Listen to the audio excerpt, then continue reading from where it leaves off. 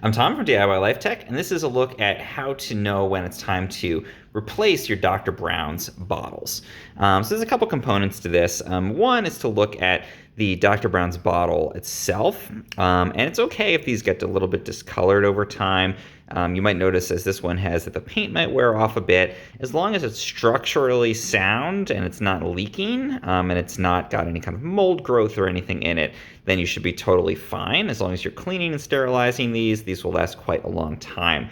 And you can put in a 50-50 mix of white vinegar and water if you want to get rid of discoloration or any odors that might build up. But overall, this will last you quite a while. The part that will last a shorter time are the nipples. These are designed to be swapped out usually every couple of months because this is the part that takes the most beating as you use these bottles.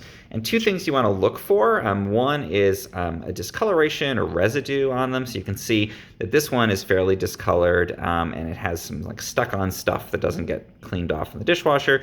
That's a good time to go ahead and throw this away and get a new one.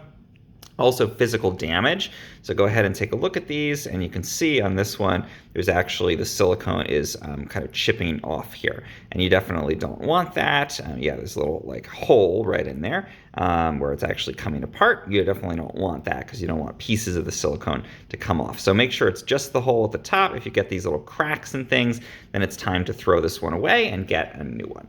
So bottle itself should hold up really well over time. Even if it's discolored, you should be totally fine to use it. But on the nipples themselves, which are meant to be more expendable, if you get discoloration, if you get damage like that, that's when it's time to swap these out for new ones. If you found this helpful in any way, please subscribe to my channel. It really helps.